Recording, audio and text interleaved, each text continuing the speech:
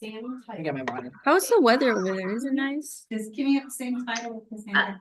Yeah, what the title of her presentation is, or if it's the same as Cassandra. I think it's going to be about the same as Cassandra's. She gave me a little bit of a briefing on what she did previously, and so that's kind of what I'm going to do this time as well. She has a much different kind of background than I do. She's very much in like the research and academics, whereas I'm a zoo professional, so like I work with polar bears very differently.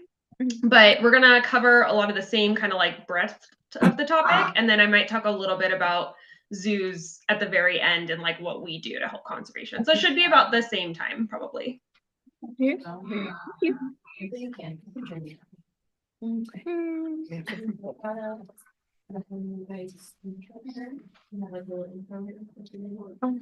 I think she was gonna introduce. She wanted to talk about herself. Okay, but you. Yeah, I'm good to do that. Yeah. Yeah. I mean, but I was just gonna say, you And go can say, live now. people are expecting Cassandra, Mhm. so you might feel like Cassandra didn't make it, so. Okay. That could really hear it. I can bring that up too if you guys don't, if you Yeah. guys would prefer. I can say that.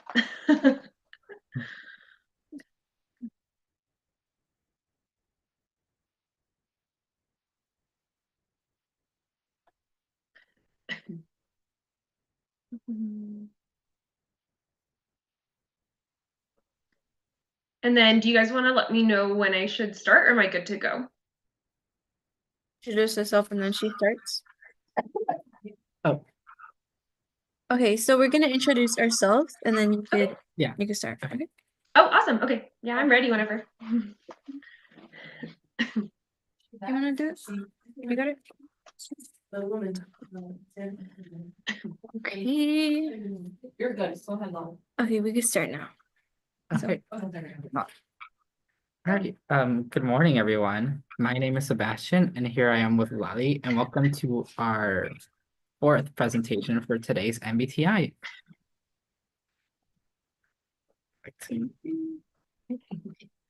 Ready? Cool. You can start. So awesome. Welcome. My name is Kimmy McIntyre. I am taking the place of Cassandra Debicks today. She unfortunately had a last minute thing that she needed to do, so she couldn't be here, but I am excited to talk to you guys instead. And though I have a little bit of a different background when it comes to polar bear conservation than Cassandra, I do have a lot of the same passion for polar bears and the Arctic wildlife, and I can share my slightly different perspective with you guys as well. So my name again is Kimmy McIntyre. I currently am in Salt Lake City, Utah. I work at Utah's Hogle Zoo, and I take care of a variety of animals, including polar bears. And my personal relationship with Polar Bears International is that my zoo is a conservation partner with Polar Bears International. So we support education and research programs primarily through funding, but I've been fortunate enough to travel to a very unique town called Churchill in the Canadian province of Manitoba twice now to work with the Polar Bears International team on education and outreach to help people learn about polar bears and how we can conserve them in the wild. So thank you guys for having me. I'm going to do a little presentation with you guys about polar bears, the Arctic ecosystem, and how climate change is affecting the future for polar bears. And I'm going to do that by sharing my screen real quick. If you guys can just hang out for 1 second. Okay, let me get my presentation up. Perfect. Screen share.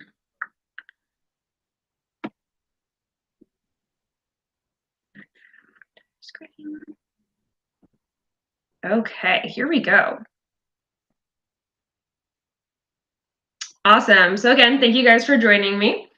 So I'm going to start off with showing you guys a picture of the Earth, but from the perspective of a polar bear conservationist or a polar bear researcher. So we're looking at the Earth from with the Arctic Ocean in the middle.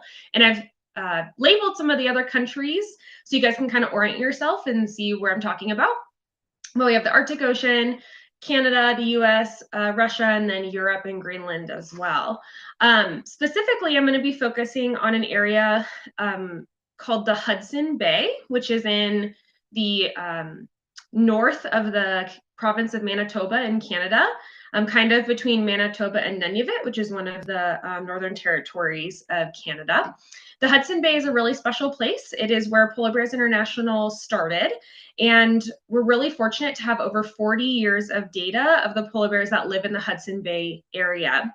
And that gives us a really great picture of what is happening to polar bears and the environment due to climate change.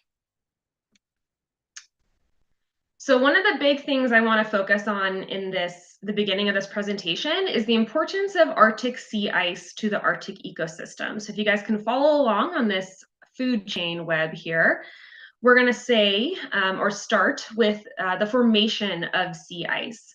So sea ice forms from sea water. Sea water is salt water. So as that salt water freezes, the salt particles actually get expelled out of the ice. And when that happens, it creates all these little channels and pockets in the underside of the ice surface. And those channels and pockets become a great place for tiny microorganisms like algae or diatoms, which are plant-like photosynthesizing organisms.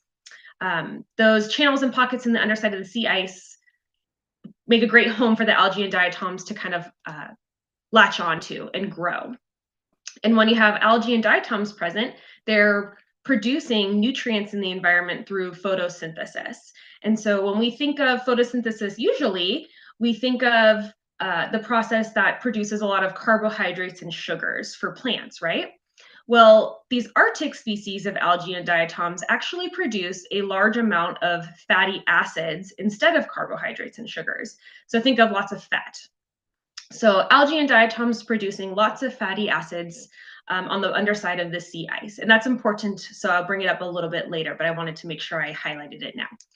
So we have algae and diatoms forming under the sea ice or living under the sea ice. Those attract other organisms like copepods. You can see kind of at the bottom of this picture. Copepods are basically zooplankton, so small, again, microorganisms that are going to feed on the algae and diatoms.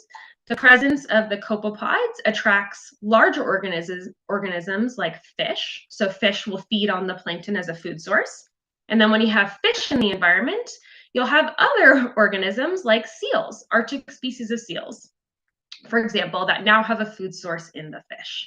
So all of these organisms and their presence support the life of another animal in the environment. And without the sea ice forming, you wouldn't have the algae and diatoms to basically be the backbone of that ecosystem.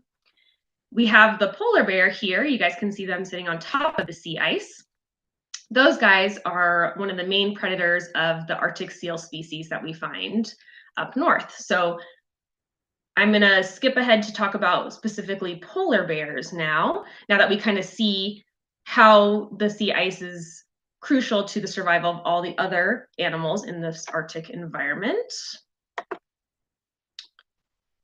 So why does sea ice matter to the polar bears? So they rely on the presence of the sea ice to be able to hunt. I don't know if you guys have ever seen seals or sea lions maybe swimming before, but they're incredibly fast and agile in the water. And polar bears cannot catch seals that are swimming in the water. They have to wait very quietly and very still on top of the sea ice for seals to come out through holes in the ice to either breathe, haul out to rest, or haul out to give birth. I have some pictures of some different Arctic seal species here on the right. The most popular prey item for polar bears is the one that's in the middle here, the ringed seal. Those guys are one of the smaller species of Arctic seals. Like it says, only about 100 to 150 pounds. They're just a little more accessible for polar bears of all sizes to be able to hunt. But there are other species of seals that polar bears have been observed in documented hunting, like the bearded seals, which are quite massive and only hunted by adult male polar bears. And then the harp seal, like the one at the bottom. So without the presence of the sea ice, the polar bears simply would not be able to catch the seals, which are their main prey item. I mentioned, I'm going to go back real quick, in this food web that the algae and diatoms produce a lot of fatty acids. And those fatty acids, as different animals consume each other, kind of get compounded up into the food chain. So you guys can see that these pictures of seals here, these guys are pretty round, pretty tubby looking. They have a lot of fat on their bodies. Fat in marine mammals is called blubber. Maybe you guys have heard that word before. These animals, the seals, have very, very thick layers of blubber on their body that again originated in the photosynthesis done by the algae and diatoms, those Arctic species of algae and diatoms. We're talking about 4 to 5 inches of blubber on these seals. So much fat. It helps keep the seals insulated and warm and also act as an energy source for them. Because in the Arctic, there is not a lot of opportunity to constantly find food. So you need to be able to have enough fat stores on your body to stay warm, but also survive off of. Polar bears, the reason that seals are their ideal prey item is that polar bears also need the fat stores on their own bodies to survive. And polar bears have incredible digestive efficiency. So about 95% of the food that they put directly into their mouth goes directly to their body's fat stores. So if a polar bear eats a ringed seal, that's about 100, 150 pounds, that seal's probably going to be about 75%, maybe more fat, just blubber on its body. That, when the polar bear eats that, goes directly to their own body's fat stores, which again provides insulation in that cold Arctic environment, but also serves as a source of energy for when the polar bears maybe are not able to find sustainable food source. Just as a little bit of a side note, a polar bear is considered a successful hunter if they're catching 1 seal a week. So it's not like they're getting seals all the time. They get 1 a week. That's considered pretty successful hunter. So I'm going to talk a little bit about the different sea ice ecoregions throughout the Arctic, because we learned about how important the presence of the sea ice is to the survival of the polar bears, since it's how they get their food. Depending on where a polar bear lives in the Arctic, they have a little bit of a different lifestyle because the sea ice behaves differently throughout the Arctic. So I'm going to start talking about the orange area here, kind of in the left of the image. The orange area is what we call seasonal sea ice ecoregion. And I'm going to explain real quick, actually, kind of what we're looking at. So AB is the Arctic basin, so that's the Arctic Ocean. The purple area is basically the very top of Canada. The green area is the top of Russia. We have Alaska kind of at the top of the image, as well as a little bit of Northern Europe. So I hope that helps you kind of orient what you're looking at in this picture. So this orange area, the seasonal sea ice, is in Canada, but it's what we call subarctic. So it's a little bit more south in Canada than these other areas, or much more north on the planet. So orange area, seasonal sea ice. Basically what that means is that the sea ice in this area freezes and melts completely every year. So the ice freezes in the winter and spring, and then melts in the summer and fall. Polar bears here live a very seasonal lifestyle. So when the ice is frozen in the winter and spring, they are out living on that ice and hunting and trying to catch and eat as many seals as they can. When the ice is melted and then it's just water, the polar bears move to live on land. And during that time, they essentially fast because there isn't a sustainable food source for them on land to survive off of. Again, they can't catch the seals without the sea ice, and we know the seals have that precious blubber, which the polar bears need to survive. So without that hunting opportunity, the polar bears are not eating. They're basically waiting until the sea ice refreezes for an opportunity to eat again. So winter and spring, sea ice is frozen. Summer and fall, sea ice is melted. The yellow area here, kind of between the seasonal sea ice and then the top of Canada, is what we call the archipelago sea ice ecoregion. Archipelago means group of islands. You can kind of tell in this image that there's a bunch of little dots and islands in this area.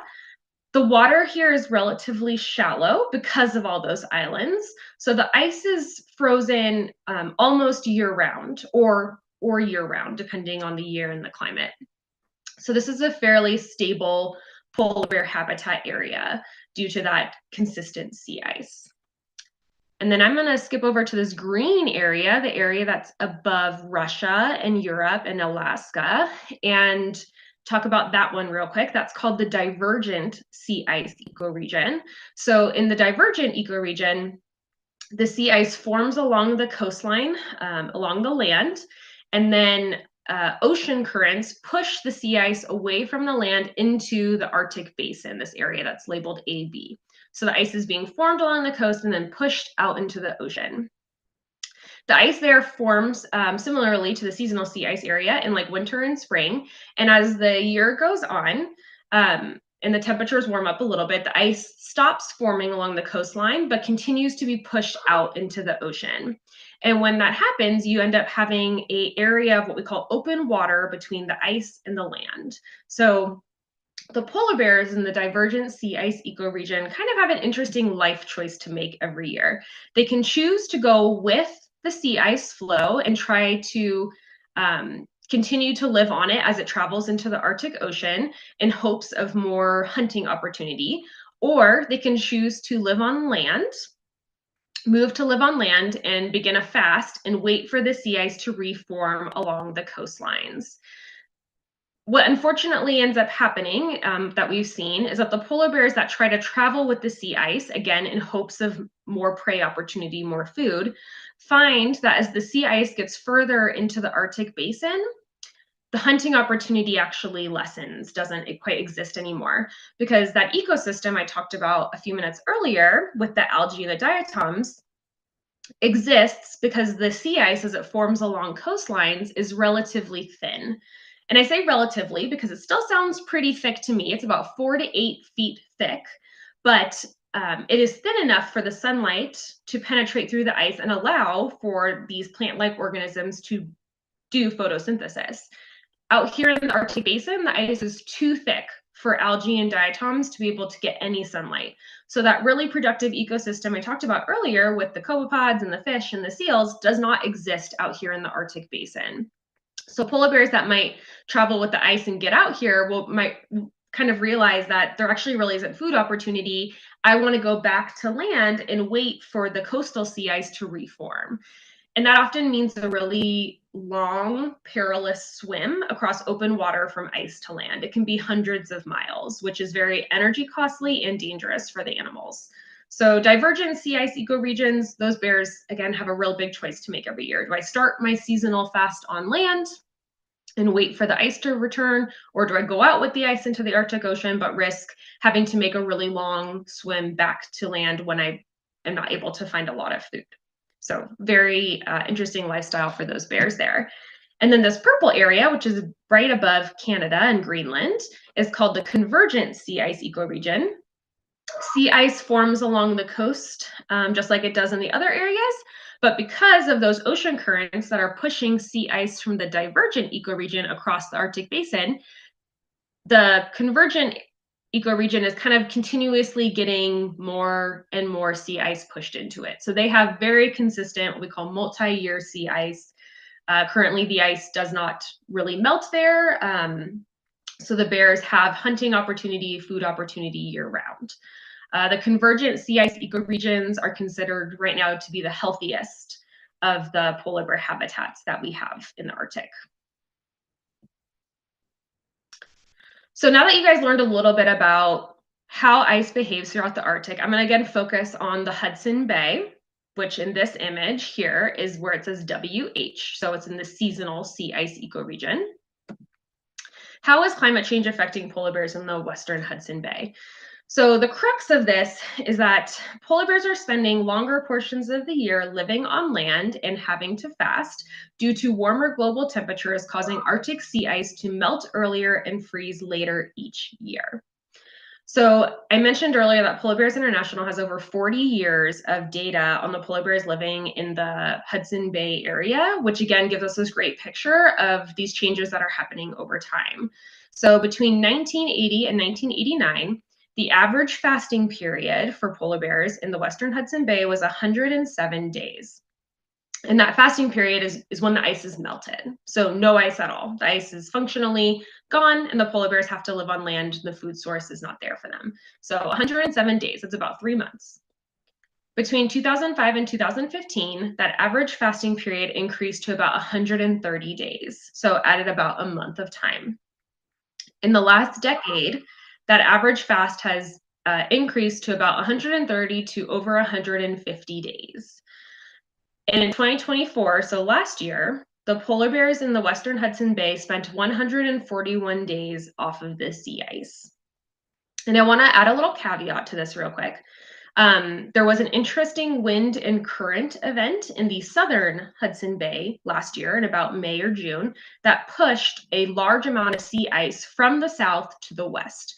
So we estimate that the polar bears in the Western Hudson Bay actually had about 30 more days of time on the sea ice than they would have if that current event had not occurred. So without that weird wind and current event, imagine that 2024 number being closer to 170 days, actually. And Polar Bears International has identified that 180 days is the fasting threshold for polar bears. That is 6 months out of the year. That is half of the year. It's a really long time. At that point, 1/4 of adult male polar bears and 2/3 of subadult polar bears would be at severe risk of starvation. In 1980 to 1989, I just want to add that the population of the Western Hudson Bay polar bears was estimated to be at about 1,200 individuals. Currently, the population is estimated to be about 600 to 800 individuals. So that number has gone down possibly as much as 50% in 40 years. And that is simply due to this longer period of time that the polar bears are having to fast on land is extremely hard for animals to survive, especially younger bears that are maybe spending the first year away from mom and having to survive on their own. They're not quite good hunters yet. They might not be catching a seal every week, and they have to put enough fat stores on their body to last this extended fast. And it's quite possible that they're just simply not surviving. Polar Bears International has done some energy expenditure research, and we know that for every day that a polar bear is living on land and fasting, they're losing about 2 pounds of weight, 1 kilogram of weight.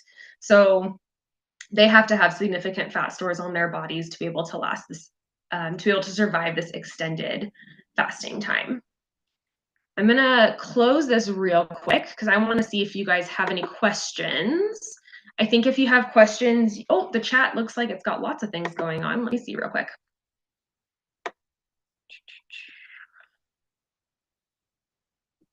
Oh, did you guys see the presentation? I hope you guys can. But if you guys have any questions, feel free to send those to the moderators, and then they can let me know if any of those come up and I can stop and answer them.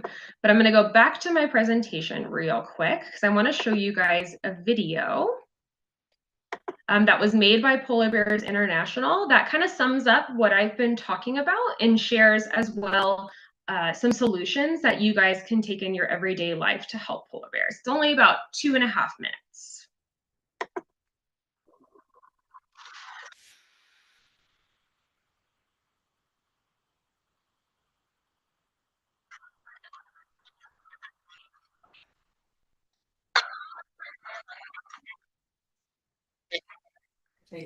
Sorry to interrupt, but we can't hear the audio from the video. Oh, okay, hold on. Guys can't hear the video? Let me see. You have to click on the share audio. Okay. Did you click on the share audio before you shared your screen to see the video? Let me see real quick. I apologize for the technical. You share, let's see. Content. Also share audio. I see it. It is clicked on that it is on. Let me restart the video and you guys tell me if you can hear it.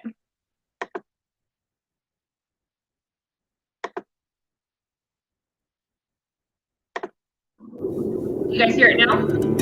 Yes, Yeah, we can hear it now. Okay, perfect. Future generations of people and polar bears depend on the decisions and plans that we make today.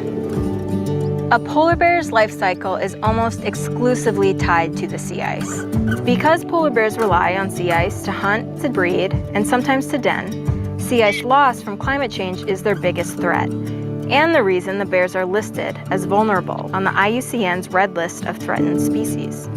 What we learn about climate change impacts on polar bears in Hudson Bay can be applied across the Arctic to help conserve other populations. Climate change is already affecting some populations of polar bears. Since we get most of our energy from fossil fuels, we are producing huge amounts of carbon dioxide.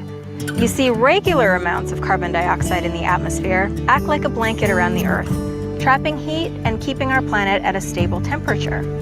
However, when we burn fossil fuels like coal, oil, and natural gas for energy, we pump rampant amounts of carbon dioxide into the atmosphere. This buildup thickens the blanket, trapping too much heat, disrupting the climate, and melting Arctic sea ice. When Arctic waters are cold enough, the top layer freezes into a special type of ice called sea ice. Sea ice is to the ocean what soil is to a forest. It supports the entire Arctic food chain. Food from this marine ecosystem also sustains northern communities. The key to getting the climate back to functioning the way it should, and to preserving a future for polar bears across the Arctic, is to move away from using fossil fuels for energy altogether. The most important thing we can do is vote with the climate in mind to let our leaders know we support a swift transition to renewable energy sources. In the meantime, we can directly participate in and learn more about our local and regional renewable energy options. We can all make a difference outside our own households by influencing where our energy comes from. Because together, we can make sure that polar bears roam the Arctic sea ice for generations to come.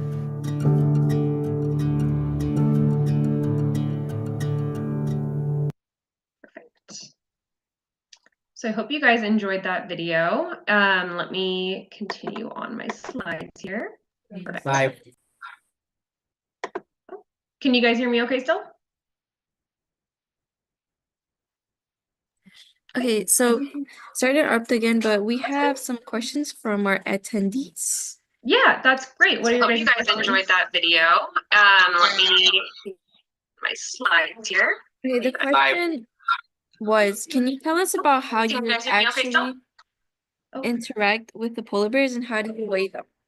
Okay, so sorry to interrupt again, but You're good. There's a little bit of a back play on the, there we go. Maybe that'll fix it. There was a little bit of feedback on the audio. So someone said, how do we, or like, how do I interact with polar bears? And was the second part of the question, how do we weigh them?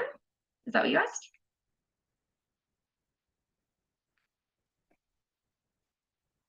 Let me see if any of these are in the chat. our next question was. Oh, there we go. Oh, Sorry, I just found the question. So No. apologies. So could you tell us about how you actually interact with polar bears and how do you weigh them? So I work at a zoo, so I clearly work very closely with animals of all types, including polar bears. It's going to be, my experience is going to be a little bit different than polar bears that you might encounter from like a researcher's perspective out in the field in the wild. So at the zoo, we do a lot of training with our animals. And so we have a really big scale that we have in our animal living space that we basically ask the animal to go stand on so that we can get their weight. Seems very simple. In the wild, when they want to weigh a polar bear, they might not actually be able to, depending on how big the bear is. So male polar bears at full grown adult size can be as much as 1,300 pounds. That is huge. That's not going to be something that a few people can lift up, or that there's a scale big enough to transport from a helicopter out in the Arctic. And then time is also very limited when you're working with like a anesthetized wild bear. So you probably are doing a lot of guesses and estimations for size if you are trying to tell how big a polar bear in the wild is. As far as interacting with polar bears, like I work very closely with our bears because we want our bears to have a positive association with us so that their care is not scary for them, right? So I don't know if you guys have any pets at home, but if you take your pet to the vet, they can be a little bit nervous, or say you have to give your pet a medication and then they're like, I don't know what this is, what you're trying to feed me, and it's making them anxious.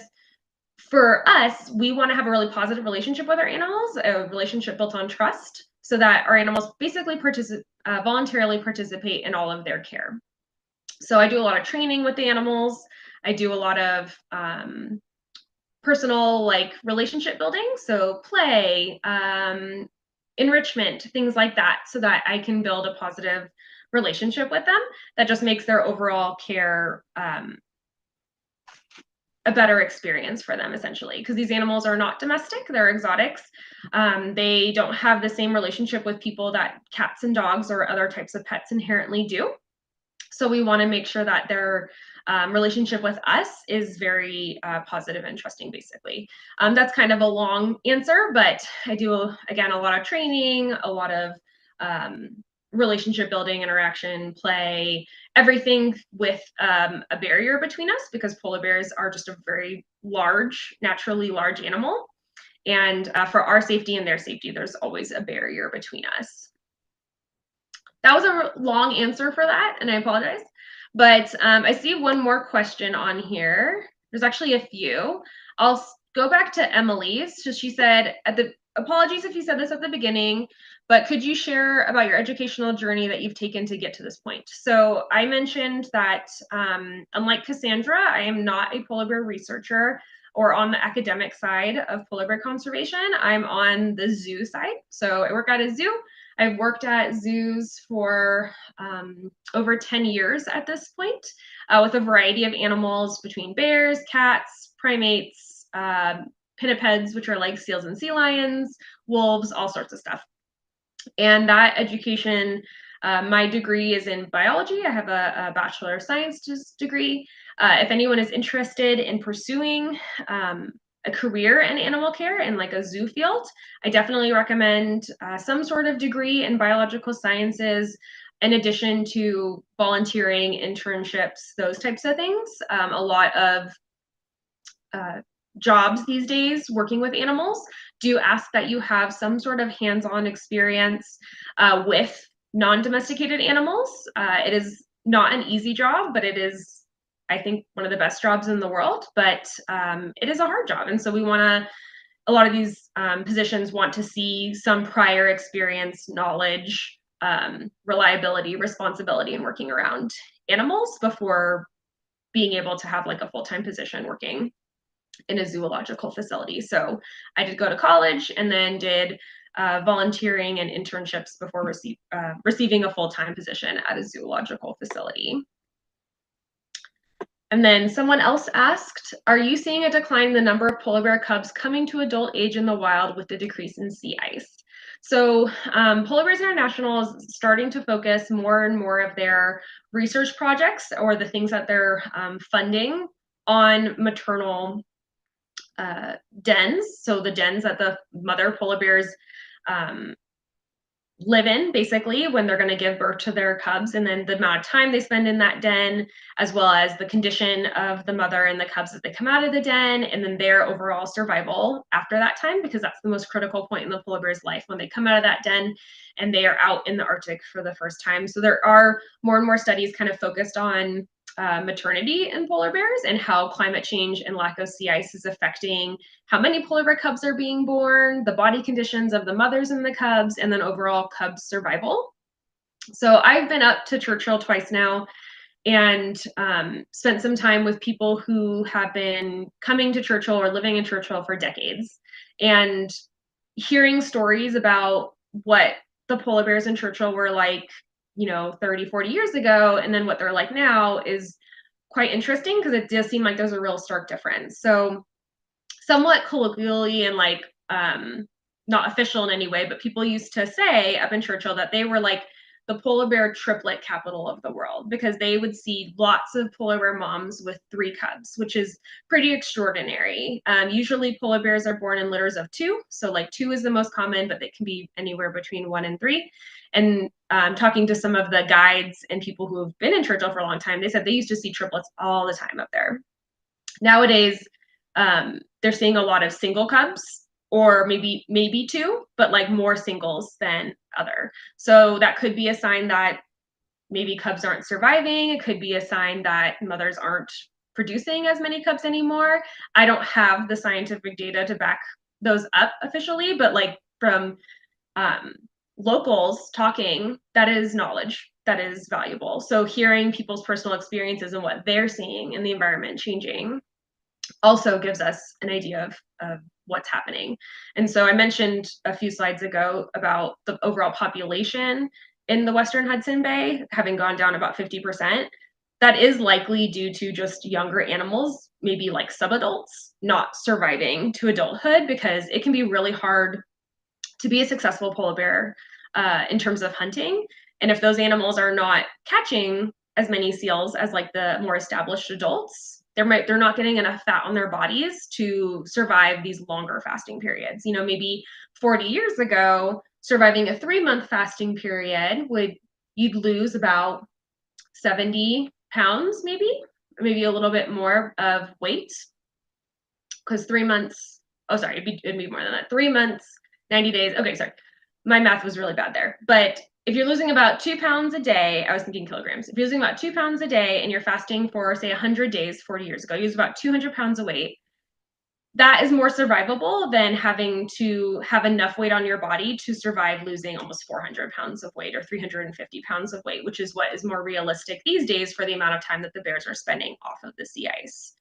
And that can just be really hard for a subadult animal to be able to acquire and store enough fat on their bodies to be able to do, especially within their like first year living on their own and having to survive independently and not having mom around to help them get food, if that makes sense.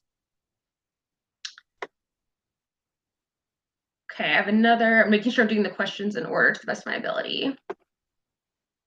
So someone asked, do you guys have polar bears captive? How many do you have? And how do you keep track of released polar bears? So I am here kind of talking as a associate of Polar Bears International, but I work at a zoo. So my zoo is separate from Polar Bears International. We're conservation partners, so we do work together on some things, but we're not the same organization. I just want to put that out there.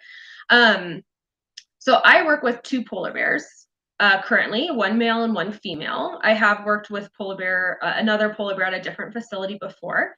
So I've worked with 3 total in my life. And they are, the 2 that I currently work with were born within zoos in the US. One of them was born at the Columbus Zoo in Ohio, and one of them was born at the Toledo Zoo, which is also in Ohio. They were born within the Association of Zoos and Aquariums population, and they're part of the Species Survival Plan breeding program for polar bears. And so they will always live within a zoo. They're not equipped to live out in the wild. The second part of your question there was, how do you keep track of released polar bears? So polar bears are an interesting animal. They're a large carnivore species. And when it comes to large carnivores coming under human care, they are a difficult animal to rehabilitate and re-release successfully. And most polar bears that you'll find actually in Canada are animals that were orphaned or for some reason deemed non-releasable and had to be kept under human care, otherwise they would have been euthanized. So the reason for that is it's very hard being a large carnivore, and if you get used to people or have a positive association with people and you learn that people might be a free source of food, right? So like imagine, I think you guys are mostly in the US, so for us, a bear that we encounter more regularly probably is like a black bear. So imagine a black bear comes across a camping site and finds delicious hamburgers. And they're like, oh, this is so easy. I can just come over here and get these hamburgers and I get all these calories and food. Why am I going to go out in the wild and spend so much energy and effort and possibly risk injury to myself hunting if I can just get free food here? It's so much easier. Well, it makes sense to me. I would take free food over having to work really hard for food, but then that puts animals in closer contact to people, which is dangerous for people and animals. So anytime you have a situation where a bear needs to come under human care again because it was either orphaned really young or was becoming too habituated to humans and so was seeing humans as a positive or like a source of food, they're not releasable back into the wild. So we currently do not have a population of polar bears that we're like breeding and re-releasing into the wild because they become very habituated to people quickly and would much rather live under human care and receive and be safe and receive food that way than go out and have to learn the really difficult skills that it takes to live in the wild.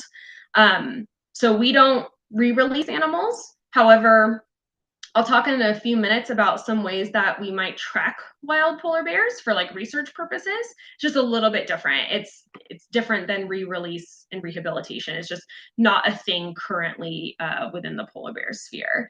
And then you also asked, since you've worked with various animals, which has been your favorite. I do love polar bears, but every single animal I've worked with, I've found that everyone is magnificent. There's so many different types of animals on this planet, and every animal is so incredibly smart as to how they survive and their individual adaptations or behaviors. And so it's always been like, even if it's something that maybe I didn't picture myself wanting to work with as a child, like for example, reptiles, when I started doing an internship with reptiles, I was like, I love reptiles. These guys are so cool. So I genuinely have enjoyed every animal that I've worked with. I would say a squidge ahead in that favorite category is probably polar bears. They're really incredibly special animals, and I feel really grateful to be able to like talk on their behalf and help conserve them in the wild. And then my last question for now, it looks like, is when female polar bears hibernate, when in their hibernation do females give birth? When do they emerge with their cubs? And when will they be able to hunt again? And how long is a new mom nursing and fasting for? So really great question. So polar bears, I'll kind of back up and do a little bit of context. They actually do not hibernate. Female polar bears who are pregnant will dig themselves a den in the, we call pack ice. And they'll go into that den to give birth to their cubs. But non-pregnant females, subadult animals, and adult males will go off and do normal polar bear things. They will not slow down, stop, or go into any sort of hibernation phase.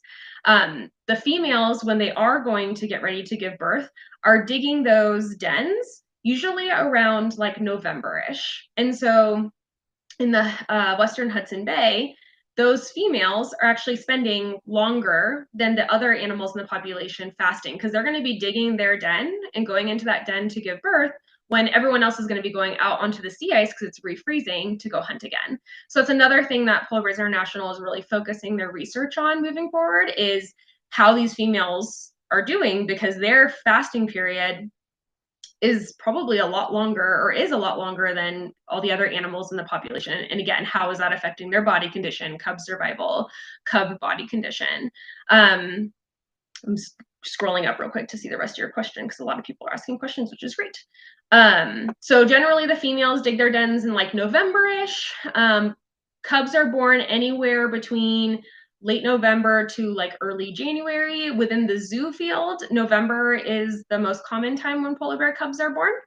And then your question, when do they emerge with their cubs? They generally emerge when the cubs are about 3 to 4 months old. So it's usually around like March or April, depending on when the cubs are actually born. At that point, the cubs are a little bit more mobile and a little bit more able to survive in the really harsh Arctic environment. And so as soon as mom comes out of the den with those cubs, she's getting out on the ice, because she's got a few more months before it potentially melts to be able to, again, build up her fat stores to survive that fasting period. So she's going to start hunting as soon as she gets out and is able to move, and the cubs are able to follow her. And then how long is a new mom nursing and fasting for? So fasting, again, we're still trying to figure out a little bit more about how moms survive this extended fasting period. But it could be, you know, mother polar bears in Western Hudson Bay in 2024 spent potentially 140 plus days, like all the other polar bears in that subpopulation, plus 3 to 4 months more than that fasting. So it could be quite a long time that these bears are not having a food source. And again, also them taking the time to give birth and nurse cubs. Polar bear milk is incredibly fatty. So the moms, in addition to having to sustain themselves off of their fat stores, are giving about 25, their milk has about 25% to 33% fat in it. So they're giving a lot of their own fat stores to their cubs, and they're nursing them again for like 3 to 4 months until they come out of the ice. And then they're continuously nursing them for quite a while after that as well. Polar bears stay with their mom for about 2 to 3 years. So they're not nursing that whole time, but they're nursing for a chunk of that and then learning from their mom how to hunt and survive on their own, and eating solid food like blubber from seals. And then another question, how old do polar bears live in the wild versus in a zoo? So good question. So life expectancy in the wild can vary depending on where the polar bear lives, because again, these different sea ice ecoregions have different challenges which can affect survival. Is generally around like 20 to 25 years in the wild, or I'm sorry, yeah, in the wild, about 20 to 25 years is what we think based on observation and tracking and years and years of data, especially again on the polar bears in the Western Hudson Bay. Within a zoo environment, they can live that period of time as well, but also older. I always tell people that animals are like people. They have individual genetics that sometimes allow them to be healthier animals or get older. Like there's some people that live to be 120 and there's some people that don't. The oldest polar bear on record was a polar bear named Debbie. She lived at the Assiniboine Zoo in Winnipeg in Manitoba, Canada, and she was 42 years old when she passed. I worked with a polar bear named Ulu at the San Francisco Zoo, and she was 37 when she passed. So they can live quite a long time. But again, the wild is a very harsh and stressful place. And as you get older, if you lose a little bit of your speed, if you lose a little bit of your strength, that can be really detrimental to your survival. So in a zoo environment, they don't need to worry about those things because we have resources for them. We have healthcare for them. So sometimes they can live a longer life in a zoo environment because the stresses of the wild don't exist there. And then I have another question. Andrew is wondering what we can do about the issue of helping to save polar bears without physical. What can we do from Illinois? So good question. So one thing that I encounter pretty regularly at my job at the zoo, I'm in Utah, so we are a landlocked state. We don't have any ocean around us, which can be, how can we relate to our guests that even though we might not think we're seeing some of the effects of climate change on our oceans, on the Arctic, in our everyday life, that doesn't mean that it's not affecting us or that it's not important. So how do we still make a difference for polar bears, for the Arctic, for all of us from wherever we are on the world? So I have one more slide that I'm going to show you guys in a minute, but it has some solutions for climate change that we can take. I understand you guys are students from all ages, maybe like elementary school, middle school, high school. Just because you guys aren't adults, I don't want you to think that there isn't anything you can do. There certainly are things that you guys can do in your everyday life to help from wherever you are. So stay tuned, Andrew, because I'm going to get to that slide in just a second once I kind of get through some of these questions real quick. So it looks like Elena's asking, when females have cubs, what happens to the papa bear? I'm just curious because in many pictures, it is only the mama bear with the cubs. Good question. So polar bears are what we call solitary animals. So some animals are very social, like humans, right? So humans, we're primates, we're very social. We love hanging out with other humans all the time. We don't like to be alone. That is not the case for all animals. So polar bears are solitary, which means that they actually prefer to be by themselves. So the only times that we see polar bears living in or spending time with other polar bears is during breeding season when the males and females come together, and then when moms have cubs and the cubs are growing up and they're not independent yet. So they're living with mom again for about 2 to 3 years. After breeding occurs, the male and the female go their separate ways and they don't really talk to each other anymore. They might encounter each other because they're in the same kind of subpopulation area, but they're not spending time together, or the father bear is not involved in raising the cubs at all, primarily due to resource competition. There's not a lot of resources in the Arctic, and so there isn't enough in one given area for multiple animals to survive on. So then they spread out so that they're not near each other, so that hopefully they can find their own resources to survive on and sustain themselves, basically. So polar bear is not social, father bear is not involved at all. Female polar bears, actually, when they have their cubs, they tend to keep them away from male polar bears because they don't want the males to be a threat to their cubs at all. So the males are not involved in any way in the rearing process of any cubs. And then someone asked, would the ecto of polar bears is my favorite animal? It is probably my favorite animal. I love them all. They're all so unique and amazing. But polar bears are incredibly special, and I feel really special to be able to have traveled to Churchill and seen polar bears in the wild. It's something that I would have never guessed that I would have be able to do in my life, to be honest. And then one more question for now, it looks like. Oh, someone said, thank you for answering all my denning questions. You are totally welcome. I could go into a lot of detail. And I can put my email in the chat after this if anyone has any other questions, but I am happy to answer questions all day. I love it. This is what I do at work. I talk to people all the time, and it's one of my favorite things. So Etta asked, how far are they able to swim or survive in open water? So the longest distance that they've seen a polar bear swimming in open water and surviving, I believe, was over like 200 miles. It was pretty far. I saw an excerpt of a book on natural history of polar bears that was specifically talking about climate change, and this lack of sea ice is causing more open water. We're seeing bears swimming much more now than we've ever seen them before because they're trying to get from ice flow to ice flow or ice to land, etc. So it can be really far distances. And again, that's a really energy costly expenditure and very dangerous for the polar bears. So it's not something that they're doing just for fun. It is something that they're doing because they need to survive. But yeah, it can be several hundred miles of swimming to get from where they are to where they're trying to get to.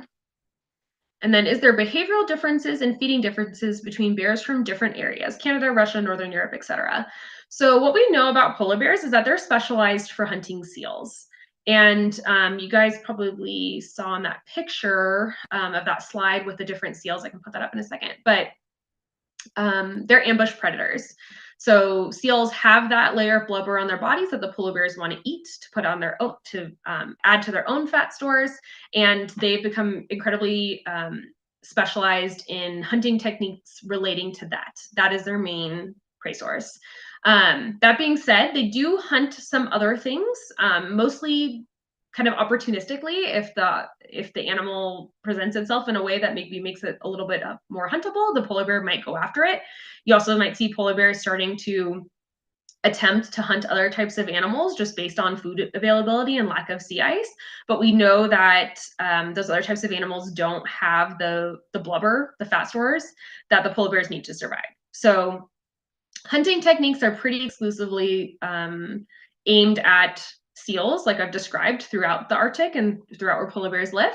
But we'll see kind of what happens in the future if polar bears start to diverge a little bit. However, I will say that adaptations take a really long time to happen and for them to be prolific throughout a population. So though we may see some individual polar bears doing some kind of different things to try to survive, that's not to say that all polar bears will be able to make that change, and for that change to persist in a population for them to be able to wholly switch over to a different lifestyle or behavior of survival.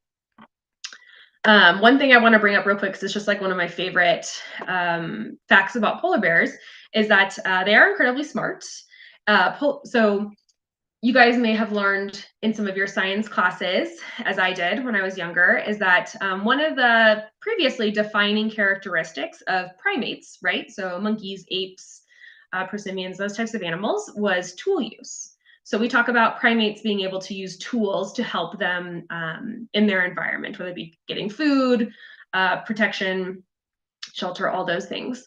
There are documented observations of polar bears engaging in tool use in the wild, which I think is really, really cool. So one of the types of pinnipeds or seals that I mentioned or that I didn't talk about earlier, but is technically a food source for polar bears if they're really bold, is walruses. Walruses are huge. They're much bigger than the other species of Arctic seals I talked about. They are absolutely massive, bigger than the polar bears. And there are accounts from native peoples up in northern Canada of seeing polar bears going up ice flows to sneak up on walrus that are maybe hauled out on ice below, kind of like a ice cliff per se. And polar bears sneaking up there to get like an over top vantage point. And then polar bears taking chunks of ice and throwing it over the cliff to hit the walrus and stun or kill them before they, so they cannot escape and go back into the water, which I think is absolutely incredible.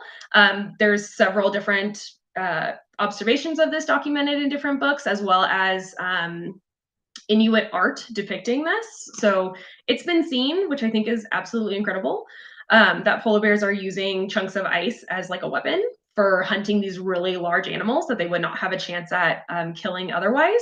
And then even more crazy is that sometimes these observations include that the polar bears, if the chunk of ice they have is not very big, they will actually dip it in water and roll it in the snow to make the ice bigger. So they have a bigger ball of ice to throw at the walruses, which is just insane to me. Polar bears also will pop open like seal dens. So seals, when they're hauling out on ice to give birth, they'll dig themselves a little den in the ice that has a hole leading directly to the water. So the mama seal can pop out, visit her pup in the den, but not be exposed to the outside world and keep her seal pup safe. They've seen polar bears finding those dens and pushing on them, breaking them open. And then the pups don't have a lot of fat on their bodies, so the pups are not a food source for the bears, but the bears will wait there for the moms to come back because the moms are bigger, they have blubber on their bodies. But to keep the mom from knowing that the den has been exposed, because if the mom is under the water and she sees the sunlight, she'll know that the den has been open, it's not safe anymore, she won't come up. The polar bears will actually use their bodies to block the sunlight so that it's still dark in the den, so the mom seal doesn't realize that the den has been exposed, which is crazy because then the seal will pop up and the polar bear will be able to catch the seal. So they're incredibly smart. And some of those hunting techniques have actually been used by native peoples in hunting other animals too, by watching the bears hunt and learning how they do it and seeing success there. So that's pretty incredible. Okay, well, I've got a few more questions. So how will the ecosystem be affected if polar bears were to go extinct? So polar bears are kind of at that top of that food chain that we saw. They need the sea ice to survive. They eat the seals. If the sea ice is gone, polar bears will be just one of many animals that will not be able to survive because the seals need the sea ice to haul out to rest, to give birth. Without the sea ice, they cannot survive. They will get too exhausted and they will not live in an area anymore if there's no ice. If the sea ice is also gone, essentially that whole ecosystem we talked about won't exist. So there will be no sustainable life in the Arctic environment. The polar bear is kind of like maybe the last one of the pieces of the puzzle that goes away, but there's going to be a lot of other things that go away too, as resulting in polar bears not being, if polar bears are already gone, if that kind of makes sense. So they are a predator in their environment. They hunt seals, but really the sea ice being present supports so many different things that if polar bears are already extinct, unfortunately, there's probably going to be many animals that are already gone too, because everyone relies so heavily on the sea ice presence that without that, the ecosystem would just be incredibly drastically different and maybe wouldn't even exist as we know it. Is there a way to tell if a polar bear is a male or a female from a distance? Yes, but difficult. Male polar bears are much bigger than female polar bears. So that's a trait that we call sexual dimorphism. So a difference between males and females. Males, I mentioned earlier, can be about 1,300 pounds. So the average size is about 12 to 1,300 pounds, whereas female polar bears are about 500 to 800 pounds. So they are a lot smaller than the males. It can be difficult to tell sometimes though, because you may only see one bear at a time. They're solitary. So they're not going to be in a group. You wouldn't be like, oh, look at all the little ones, those are girls, and look at all the big ones, those are boys. Because they're traveling by themselves, it can be pretty difficult to tell if it's a male or a female on its own from a distance. I work with a male and a female. I can very clearly tell them apart size-wise, but also their faces are different. They're all individuals. But out in the wild, when you only see one and it's at a distance, some of the guides that I know and would work with up in Churchill would be like, oh, that is clearly a female, or oh, clearly a male. But they have years and years of experience of seeing bears at a distance, one at a time, to be able to kind of differentiate them. But yeah, the biggest difference is size. So males about 2 times as big as females as adults. And then will a male polar bear eat their own child? And if so, why? So really good question. There's a few reasons why something like that might occur. And I will tell you that this is actually not exclusive to polar bears. It's something that happens throughout kind of the animal kingdom. There's a few reasons for it. One could be purely survival. So one of the things that could happen as a result of lack of sea ice and lack of hunting opportunity is that we might see an increase in cannibalism amongst polar bears. It is just kind of the hard truth that if they are starving to death, they may predate on each other out of opportunity. So that might happen. A polar bear cub might be an easier prey source for a male desperate and is trying to find food. As tragic as that is, it just might be what is happening. They probably will not purposely eat their own offspring because in the animal world, genetics are really important. That is like their drive in life is to pass on their genetic material. So they're probably going to try to avoid at all costs eating their own offspring. However, male polar bears may attack a female's cubs if they are not his own cubs, if he knows they're not his own cubs, because he would want the female to become receptive to breeding again and then breed with him and pass on his own genetic material to offspring that are sired by him, if that makes sense. So it could happen, but female polar bears are very vigilant and keep their cubs away from males for those reasons. They don't want to risk coming too close to a male and having that male either decide to hunt them because he's desperate and very and starving, or decide to hunt them because he wants the female to be receptive to breeding with him instead. Because if a female has cubs, she's not going to breed with a male for 2 to 3 years or until those cubs are separated from her and on their own. And then how big can a polar bear get and how much do they need to eat during the day? So polar bears, historically, male polar bears were said to be upwards of 1,500 pounds. Nowadays, they're probably not getting that big because they're having less time to eat than they did historically. So if you have less time to eat and you're consequently eating less, you're not going to grow as big. So nowadays, about probably 1,200 pounds is about as big as a male that you might see in like the Churchill area. As far as how much they need to eat a day, polar bears are gorge feeders, which means they eat a lot of food at once, but then might not eat for several days. So a polar bear might catch a ring seal that's like 100 to 150 pounds, eat 75% of that because they're only eating the blubber. They're not eating any of the muscle or other sources of like body tissue. They're only eating the blubber. So maybe eat 100 pounds of blubber and then they wouldn't eat for like 6 or 7 days.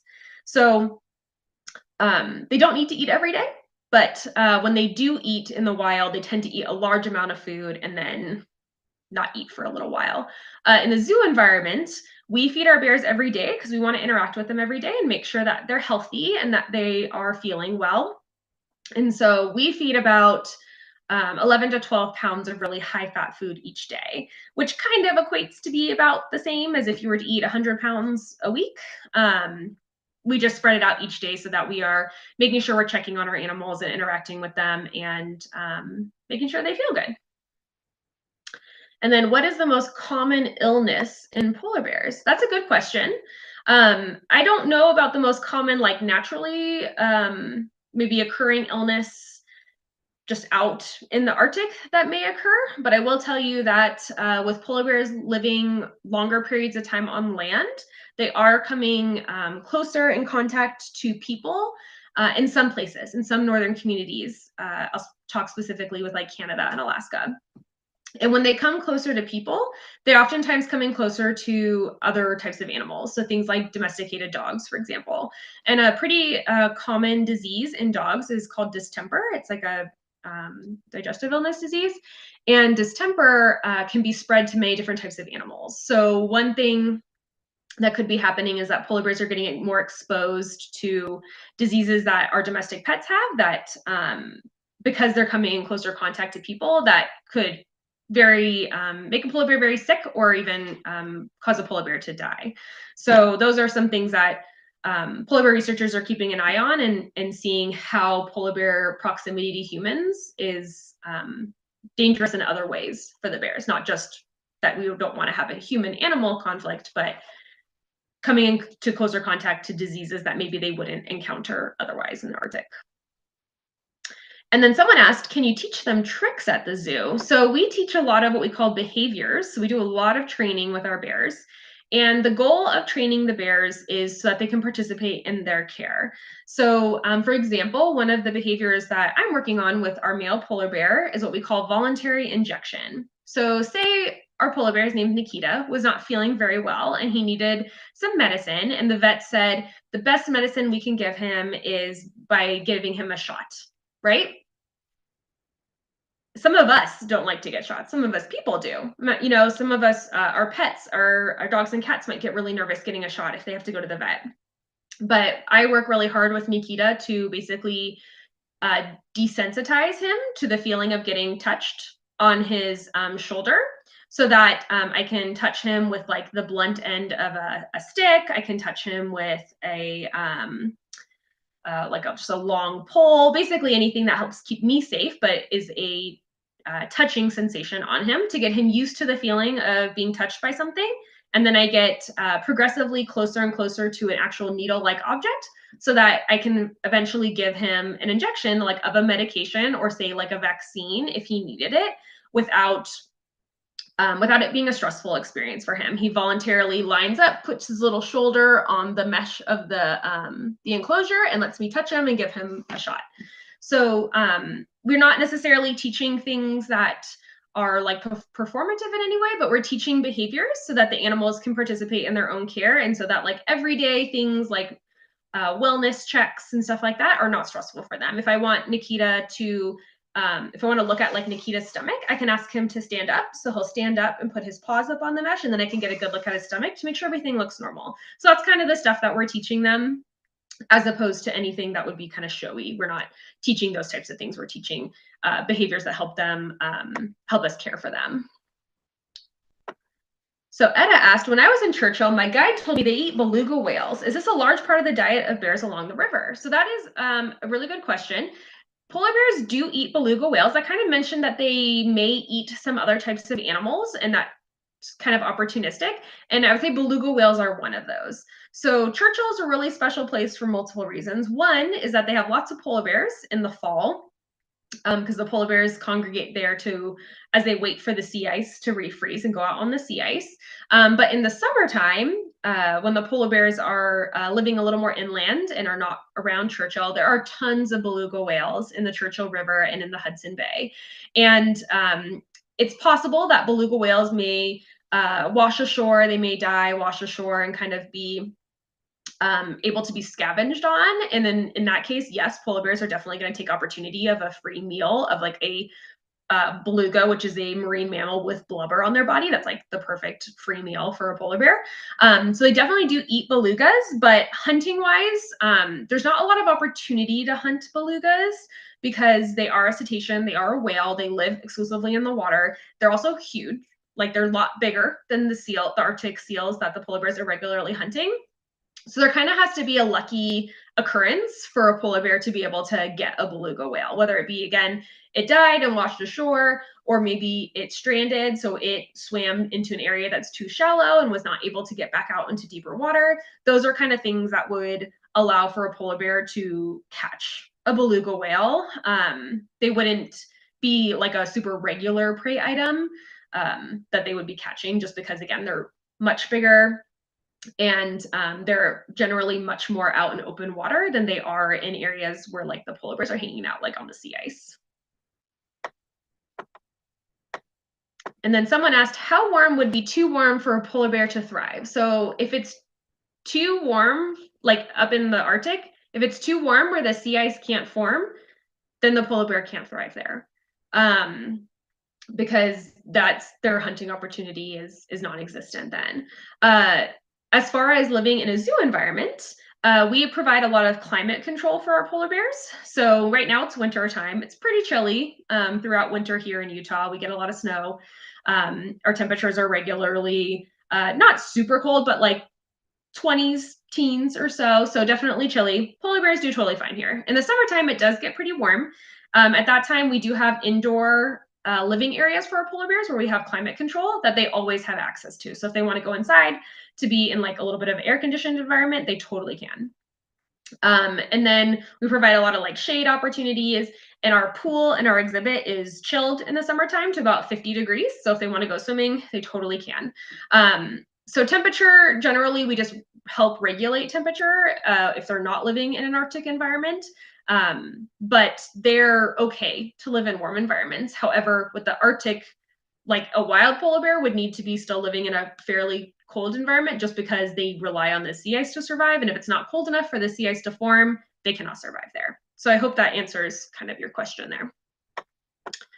Cool, I got through the questions. I'm gonna go back to my presentation real quick because I just want to sum up some of the solutions that you guys can take to help polar bears. So here we go. Can you guys see my presentation okay?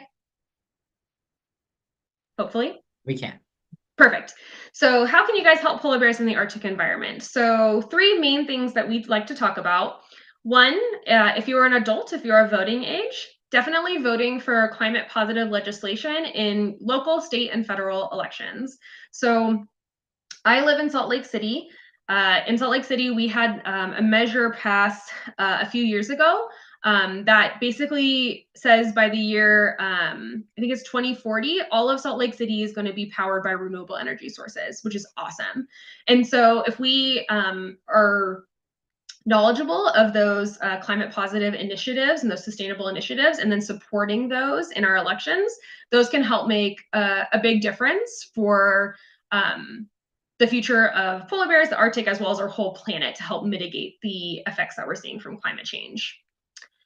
Another big one is to shift towards renewable energy sources. So things like solar, wind, hydropower, and lessen our dependence on coal, oil, and gas. So in that video we watched, we learned that one of the main driving things of climate change is that when we burn coal, oil, and gas, we pump a lot of CO2 into our atmosphere.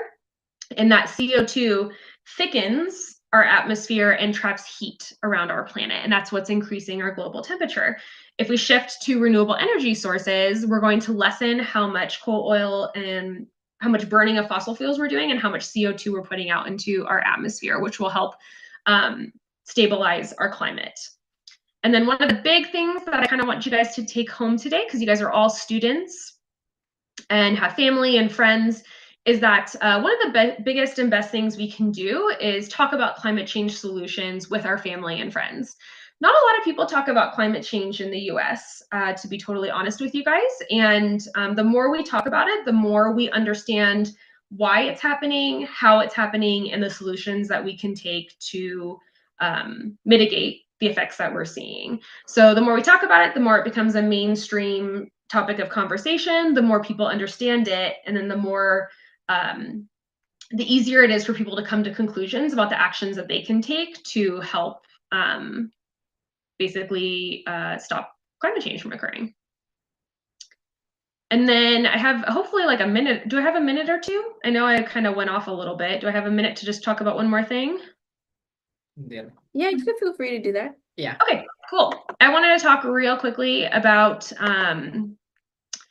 zoos, because I work at a zoo. That's my background. That's my connection to polar bear conservation. And I kind of wanted to share with you guys some really cool things that zoos are doing to support wildlife and to support Polar Bears International and their conservation initiatives. So zoos offer a really unique opportunity to learn about some of the animals on our planet that live in these really extreme environments that are really hard to access otherwise, right? So polar bears live in the Arctic. It's a very remote, extreme environment. It costs a lot of money to get there. It can be very dangerous to spend long periods of time there. So the ability to go out into the Arctic to study wild polar bears is pretty limited.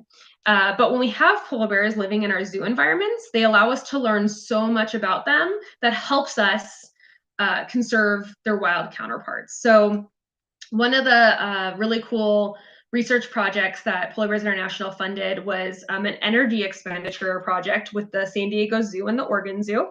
And that's that kind of middle picture here with a polar bear. Looks like it's kind of in a glass box.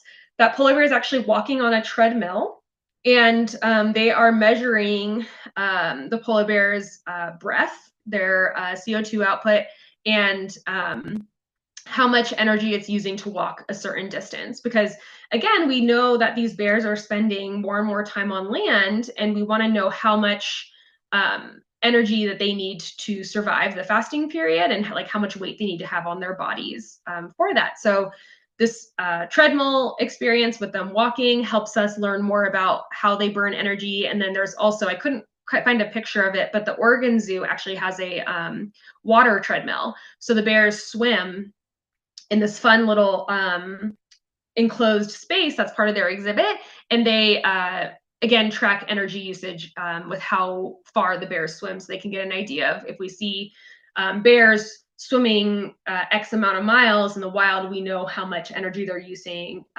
to be able to do that, or if we're seeing that increasing due to climate change, how that's affecting their body condition. So super cool energy expenditure research that we simply would not be able to do on wild polar bears. That helps us learn about them. And then coexistence efforts. So my zoo, Utah's Hochul Zoo, as well as Point Defiance Zoo, which is in Washington, and the Assiniboine Park Zoo in Manitoba, Canada, work together on a few different projects to help protect the polar bears that we have here with us today. Because Polar Bears International, one of our missions is to protect the future of polar bears and the future of the Arctic sea ice. But we have polar bears with us right now. And so how can we protect these ones that are facing the challenges that we're seeing today, but also kind of coming closer and closer into contact with people due to climate change? And so the picture on the left looks like a little radar tower. That is what we call BEARDAR. BEARDAR is a initiative to help communities in the north, like northern Canada, northern Alaska, that do regularly come into contact with wild polar bears just because they're so remote and so far up north. And oftentimes, someone would know polar bears in town because they'd walk out their door and see one on the street. And that's not good. That can lead to a negative human-animal conflict. It can be dangerous for the people and the bears. So this radar program, the goal of it is that it's mobile. So you guys can see in that picture, it's got some wheels on it, and it can be moved to different places outside of these northern communities. And the radar system can detect when a polar bear is X amount of distance away from the town. So say, 3 miles from town or 5 miles from town.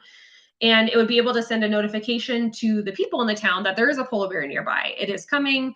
And so the people could make sure they're inside, make sure they have their deterrents prepped, basically be prepared to allow the animal to safely move by, but prevent any negative human-animal conflict from occurring.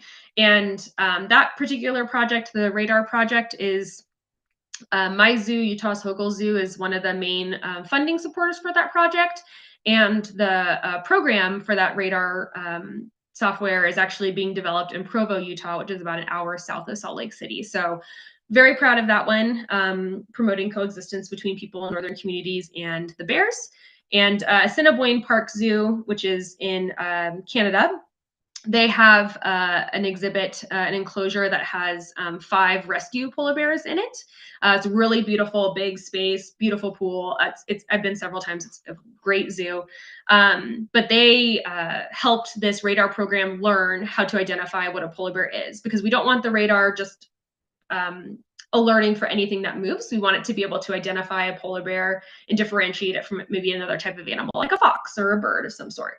So that radar lived at the Assiniboine Zoo for a while and just watched their polar bears in their big habitat and learned how to identify a polar bear from other types of things, which is pretty cool. And then lastly, I'm going to talk about the picture on the right. It looks like a bunch of fur with a little device in it. That is what we call the Burr on Fur project. So it is an initiative, partnership between Polar Bears International and a company called 3M, who famously make sticky notes, that product that we all use to help us remember things. So 3M and Polar Bears International have worked together to create some different tracking devices for polar bears that are non-invasive. So these devices just kind of get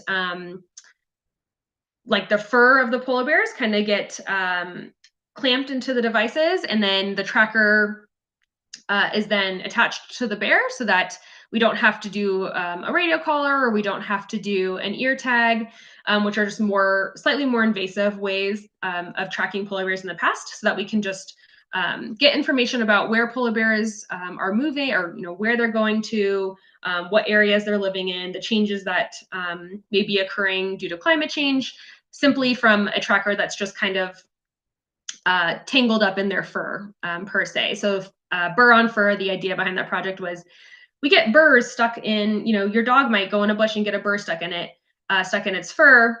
We can take that off easily, but it's a great way for something to stick to an animal and be fairly non-invasive. So that project, my zoo's been a founder or a funding supporter for that. And then Point Defiance Zoo in Washington has also been a funding supporter and has actually trialed some of the trackers on their bears so that we can see if the trackers fall off, why they fell off, what the bears were doing, how long they lasted. So there's a lot of different design prototypes for it, but the zoos financially and like practically are really supportive of these different initiatives. And then there we go. Cool. So that's kind of my talk for you guys. Do you guys have any other questions about anything I talked about or about polar bears or the Arctic? I'm happy to answer a few more questions if there are any. Otherwise, you know, thank you guys for having me. I hope you guys learned some things about polar bears today and a little bit about the Arctic and about why sea ice is so important and how we can help protect the future from polar bears. Yeah, of course. Thank you so much for your presentation today. We appreciate you giving us this information. You did a very good job. And for everybody else watching, please join us on our next webinar. That's already in process with Joe Milanovic, who is talking about amphibians. So thank you so Very much. cool. I just want to say real quick, I just put my email in the chat. So if anybody wants to reach out with other questions or anything in general, you just want to talk polar bears, I'm happy to answer more questions and then also like send you guys resources, especially if there's teachers out there that just want maybe some more classroom resources to talk about climate change, especially solutions for people, students, then feel free to reach out to me. But thank you guys. I hope you guys have a good day and enjoy the rest of your day.